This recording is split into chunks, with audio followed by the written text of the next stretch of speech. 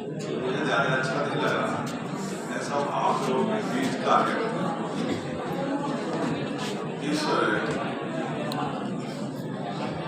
माँ सरस्वती के मंदिर के प्रांगण में आज इस कार्यक्रम में इस विद्यालय के संचालक महोदय परम आदरणीय दिनेश चौहान जी, यहाँ इस मंडल 8 के माननीय अध्यक्ष प्रजापति जी, यहीं पर जो पूर्व में मंडल अध्यक्ष रहे हैं और वर्तमान में सभापति हैं आदरणीय दिनेश चौहान जी, ये बहुत बड़े हस्ताक्षर और हमारे सामने यहाँ है बागवाड़ा के माननीय मंडल अध्यक्ष मयंक अग्रवाल जी।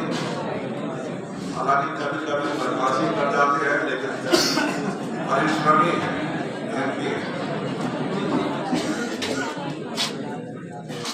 यहाँ बैठे आदरणीय डॉक्टर दिग्विजय चौहान जी बहुत लंबे समय से मेरे शुभचिंतक हैं। मैं अभी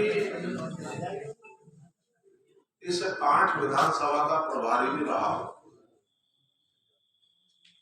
और उस प्रभारी के पीरियड में मुझे बड़े अनुभव हुए हैं, बहुत अनुभव।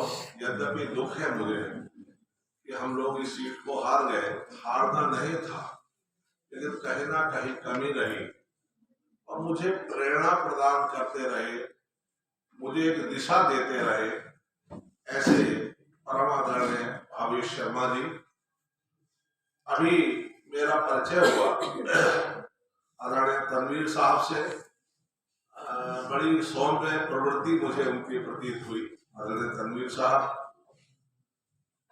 और सबीर साहब जी, जिन्होंने अभी बहुत अच्छी फाइट लेने के लिए मुझे प्रेरित किया था।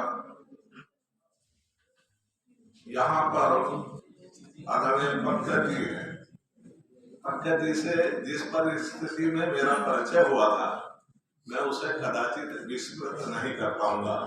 आदरणीय पंकज जी, मधु चौहान जी बहुत एक्टिव यहाँ की भाजपा की नेता है, आदरणीय राजेंद्र सहनी जी, सुनील चौहान जी जो सभापति का है, आदरणीय सुनील जी, यूसुफ डॉक्टर यूसुफ जी और जो भी मंच पर विराजमान मान व्यक्तित्व है, प्यारे बच्चों, जिसमें विशेष रूप से मातृशक्ति और युवा शक्ति यहाँ पर बैठी है। मैं दोनों को, मातृशक्ति को और युवा शक्ति को भी नमन करता हूँ। प्यारे बच्चों, लोग विद्यालय खोलते हैं, इंटर कॉलेज बोलते हैं, डिग्री कॉलेज बोलते हैं, टेक्निकल इंस्टीट्यूट भी खोलते हैं, लेकिन अगर कहीं कोई महत्वपूर्ण इंस्टीट्यूशन है तो वो Ram Singh short hand institution है। इसको वैसे ही नहीं कह रहा, कारण ये है यहां से अगर विद्यालय जाएगा तो वो सीधा सरकारी सेवा में जाएगा। लोग सरकारी सेवा के लिए तरसते हैं, लेकिन इस विद्यालय का जो भी छात्र निकलेगा वो सरकारी सेवा में ही जाएगा। और कुछ रह भी गए बाय द वे तो निश्चित रूप से वो कहीं ना कहीं चाहे प्राइवेट जॉब में जाए या कहीं जाए, हमें खाली नहीं रहेगा।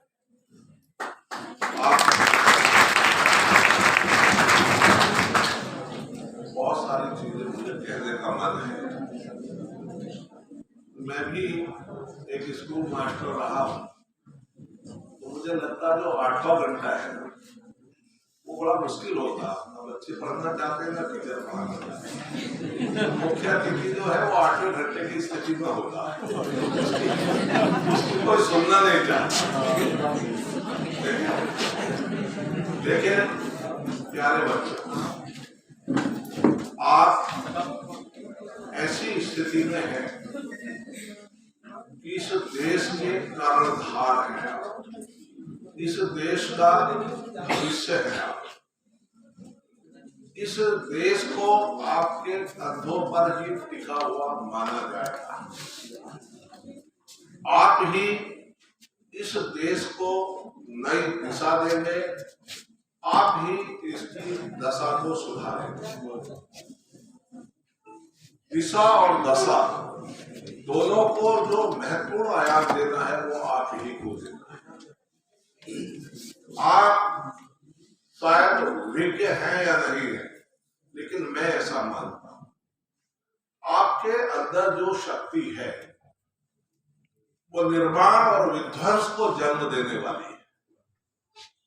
आप निर्माण भी कर सकते हैं और आप विध्वंस भी कर सकते हैं।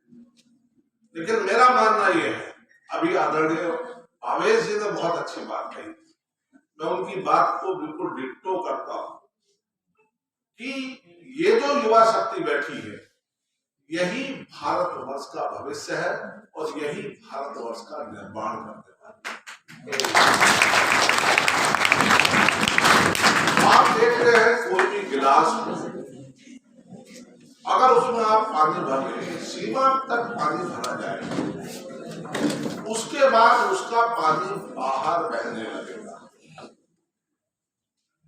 तो जो बच्चे हैं, हमारे युवा हैं, उनमें प्रायः शक्ति का उत्सर्जन होता रहता है। यदि वो शक्ति को अपने पठन पाठन में, समाज को दिशा देने में, राष्ट्र को दिशा देने में यदि लगाएंगे तो रचनात्मक स्थिति। आप कई बार देखते हैं कि नदियों में बहुत ज्यादा पानी आ जाता है। अब तो नहीं, पहले स्थिति ये थी कि नदियों में जो पानी आया वो गांव के गांव, शहर के शहर को बहा करके ले जाता है। ये शक्ति है आपकी, लेकिन इंजीनियर्स या देश के कर्णधारों ने ये किया कि वहां पर बांध बना दिए और बांध से उस पानी का सदुपयोग किया गया। जब भी बाढ़ आई उस पानी को रोक लिया गया और जब आवश्यकता हुई, समय है उस पानी को निकाल करके उससे बिजली उत्पादित की गई और उसी से फसलों को सिंचा गया। बिल्कुल यही स्थिति आपकी है। आपके अंदर जो शक्ति है, जो ऊर्जा है, जो एनर्जी है, उसको धीरे धीरे आप खर्च करिएगा और निर्माण में लगाइएगा। एक संकल्प आपका होना चाहिए, दृढ़ संकल्पित आपको होना चाहिए, दृढ़ संकल्प।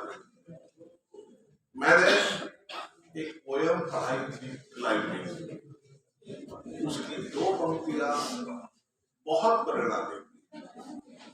उसमें था, never look behind boys when you are on the वे।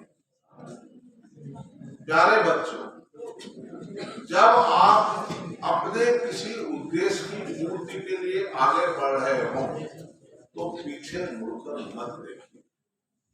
आपके जीवन का एक टारगेट होना चाहिए कि हमको ये करना है। जब तक जुनून सवार आप पर नहीं होगा, आप नहीं कर सकते। और जिन लोगों पर जुनून सवार होता है वो टॉपर होते हैं। मेरे विद्यालय के बहुत सारे बच्चे यहाँ शॉर्ट हैंड सीख करके गए और आज वो सचिवालय में, चाहे वो उत्तर प्रदेश का हो, चाहे दिल्ली का हो, केंद्र का हो, चाहे कहीं बाहर का, इस इंस्टीट्यूशन के वो बच्चे वहां पर सेवा में रत है। तो ये छोटी बात नहीं है, बहुत बड़ी बात है।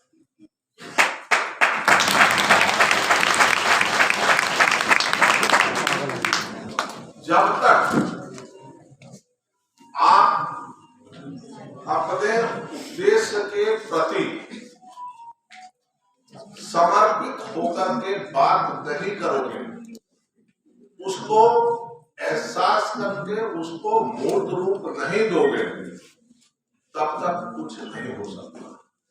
अभी आदरणीय वागेश जी ने स्वामी विवेकानंद के बारे में बताया। विवेकानंद जी कहते थे, awake, arise and struggle until the goal is won। जागो, उठो और संघर्ष करो। कुछ बेटियां मेरी हंस रही हैं, आप मेरी बात को सुने। उठो, जागो, संघर्ष करो, जब तक आप अपने उद्देश्य को प्राप्त ना करें। यहाँ आप एक टारगेट लेकर के आए, मोटो लेकर के आए, एक एम लेकर के आए कि हम लोगों को यहाँ से बहुत अच्छा शॉर्ट हैंड का एक ज्ञाता बन करके निकलना है। तो आप निकलिए, लेकिन जब तक आप ये तय नहीं कर लेते कि मुझे करना है, तब तक आप कुछ नहीं कर सकते। तनवीर साहब मेरे जीवन की घटना है। मैं आपको इसलिए नहीं सुनाना चाह रहा कि मैं अपने आप को आपके सामने प्रेजेंट करना चाह रहा, लेकिन ये मैं इसलिए जरूर कहना चाह रहा हूँ कि यदि आप दृढ़ प्रतिज्ञा होंगे और मन में ये ठान लेने के मुझे ये करना है, तो आप निश्चित रूप से करेंगे। मेरी जब पोस्टिंग हुई, मैं 73 में मेरी पोस्टिंग हुई, तनवीर साहब, मैं केवल MA इंग्लिश था, BMA भी नहीं था, BEd मैंने था। मेरे बाद एक सज्जन और आ गए जो हिंदी के लेक्चरर थे। वो MA हिंदी और MA संस्कृत। मैंने सोचा मैं इनसे पीछे क्यों रहूं। मैं MA इंग्लिश के बाद मैंने MA हिंदी में किया। फिर एक सज्जन और डबल MA वाले आ गए। मेरे दिमाग में आया, 2 में ही क्यों, मैं 3 में क्यों नहीं हो सकता। मैंने 3 में किया, आप समझ लीजिए। फिर एक सज्जन और 3 वाले आ गए। मैंने कहा मैं पीछे नहीं रहूंगा, मैंने चौथे सब्जेक्ट में क्या। उसके बाद BEd मेरा हो गया था। फिर मेरे यहाँ कोई डॉक्टर नहीं था, मैंने डॉक्टर आज में PhD, मैंने PhD क्या। मैं ये बात आपको इसलिए कह रहा हूं कि अगर हम टारगेट बना लें कि हमें किसी से पीछे नहीं रहना, आगे रहना है, तो आगे ही रहना है। और देखिएगा, कभी भी अपने आप को छोटा न समझिएगा, कभी पीछे न समझिएगा। आप अरबों रुपए का हवाई जहाज खरीदते हैं, अरबों रुपए का, लेकिन उसके पहिए में बाल 1 रुपए का ही लगता है। यदि वो 1 रुपए का बाल खराब हो जाए तो अरबों रुपए का जहाज उड़ नहीं सकता। आप समझ, कभी भी अपने आप को छोटा नहीं समझना, मेहनत करिए, आगे बढ़िए, कभी भी अपने आप को पीछे न समझिएगा। आप दोनों पत्रकार भाई बैठे, मैं इसलिए कह रहा हूँ, हम लोग स्कूल मास्टर हैं, हम लोग PT भी कराते हैं, आप लोगों ने भी PT की होगी। सावधान विश्राम, एक कौशल होगा पीठ पीछे घूम। तो पीठ पीछे घूम वाला जो कौशल है, उसमें सबसे पीछे वाला व्यक्ति सबसे आगे होता है। तो कब पीठ पीछे घूम का कौशल आपके सामने आ जाए, नहीं कहा जा सकता। इसलिए ना पीछे रहने का गम रखिए, ना छोटा होने का रखिए। आप ये तय करिएगा कि मुझे अपनी जगह पर महत्वपूर्ण काम करके आगे बढ़ना है। और आप क्या समझ रहे हैं, आप केवल आप हैं क्या? नहीं, आप केवल आप नहीं, आपके साथ आपकी माता जी, आपके साथ आपके पिताजी, आपके भाई हैं, आपके बहन, उसके अलावा आपके साथ आपका मोहल्ला है, आपके साथ आपका गांव है, आपके साथ आपका प्रदेश है, जिला है, आपके साथ आपका देश है। आप अकेले नहीं। आप अगर कहीं आगे बढ़ते हैं तो इन सबका नाम आगे बढ़ाएंगे। इसलिए कभी भी कदाचित अकेला ना मान करके आप लोग ये सोचिएगा कि आप इस राष्ट्र की संपत्ति हैं, इस राष्ट्र के प्रति समर्पित होकर के आप लोग काम करिए, दृढ़ प्रतिज्ञा बनिए कि यहाँ से इस कैंपस से जब आप जाएं तो केवल और केवल कहीं जॉब पर जाएं, अन्यथा यहाँ से नहीं निकलेंगे। ये कंफर्म करके रहिए, तैयारी करते रहिए, तैयारी करिए, बहुत समर्पित होकर। एक चीज मैं जरूर बता दूंगा, जब भी आप लिखें पढ़ें, राइटिंग आपका सुंदर हो। यदि राइटिंग आपका सुंदर है, मार्क्स भी अच्छे आएंगे और जिस भी अधिकारी के साथ आप काम करेंगे वो निश्चित रूप से आपका सम्मान करेगा, आपका सम्मान करेगा। आप समझ। और यहाँ पर बेटियों की संख्या, मैं एक बात और कहूँ, आप लोगों के ऊपर कई गुना ज्यादा जिम्मेदारी है, कई गुना ज्यादा, क्योंकि जब आप वास्तविक जीवन में आएंगे आपको घर को भी संभालना है, आपको ससुराल को भी संभालना है, और भविष्य में बहुत सारी चीजें। ये लोग हंसते हैं, ऐसा नहीं। आपको बता दूं, मूल्यांकन महिलाओं का ही, हमारे जीवन में महिलाओं का ही मूल्यांकन है। आप देख लीजिएगा, यदि आप धन की बात करते हैं तो केवल और केवल लक्ष्मी माता के पास धन है। हम सनातन संस्कृति के मानने वाले हैं। अगर आप विद्या की बात करते हैं तो केवल और केवल सरस्वती जी के पास विद्या है। अगर आप शक्ति की बात करते हैं तो केवल और केवल दुर्गा के पास शक्ति है।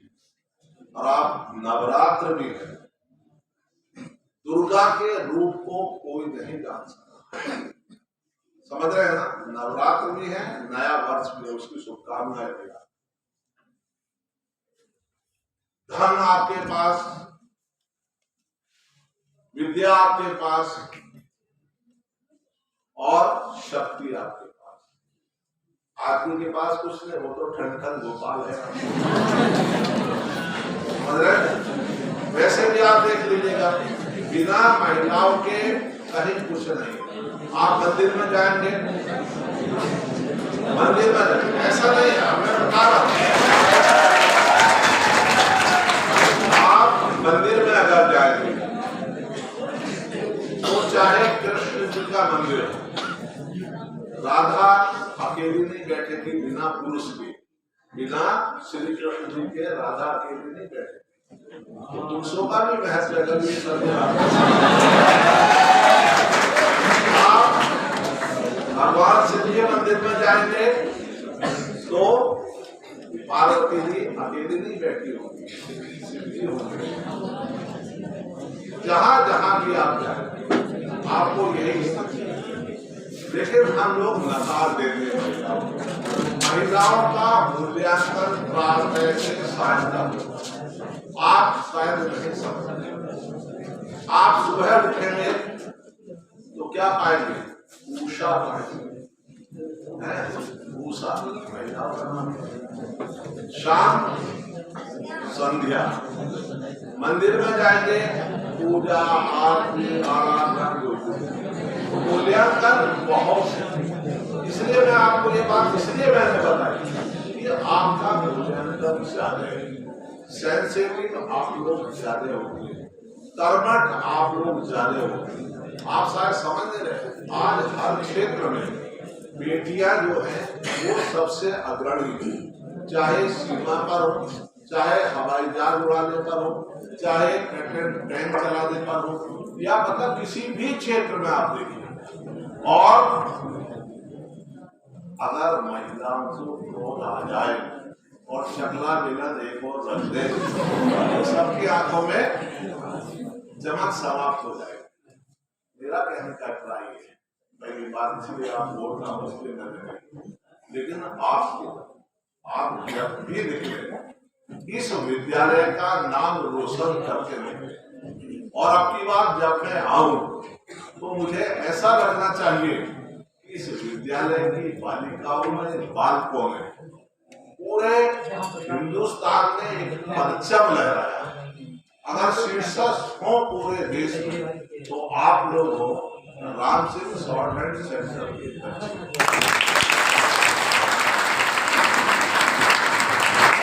अपनी बात भी कह रहा था, मेरा कार्यक्रम अभी अमरोहा में है, कलेक्ट्रेट में कार्यक्रम है, उसके बाद बिजनौर कलेक्ट्रेट में है, तो मुझे भी जल्दी जाना होगा।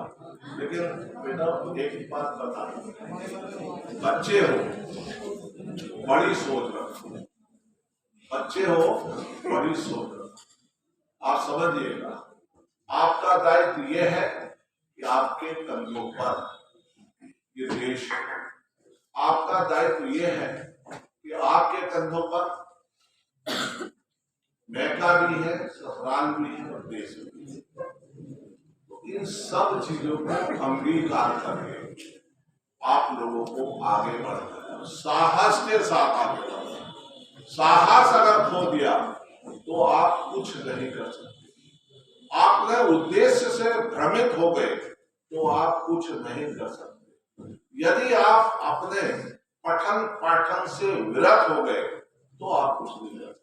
आप देख लीजिएगा, जो बच्चे पठन पाठन से विरत होते हैं उनको ना माँ बाप पसंद करते हैं, ना सोसाइटी पसंद करती है, और ना ही उनका अपना आत्मबल या आत्मविश्वास भी उनको अंगीकार नहीं करता है।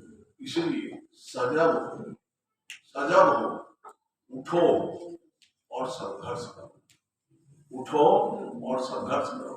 बिना संघर्ष के कुछ नहीं होता। मैं एक बात और कह करके आपको अपनी बात समझ, नेपोलियन बोनापार्ट का नाम आपने सुना? नेपोलियन बोनापार्ट घर से बाहर करके गए और एक ढाबे में काम करते। वो ढाबा जो था वो मतलब सीमा के पास था। चाहे कहानी हो या यथार्थ हो, लेकिन इससे सीखना है। वो वहां खाना परोसने का काम करता था, सैनिक वहां खाना खा गया। उसके दिमाग में आया, मैं खाना ही परोसता जाऊंगा क्या मैं सैनिक नहीं बन सकता? उसने एक दिन उन सैनिकों से पूछा, बोले साहब ये बताओ क्या मैं सैनिक नहीं बन सकता? बोले बन सकते हो, जब भर्ती हो तो आ जाना। वो भर्ती हो गया और सैनिक बन गया।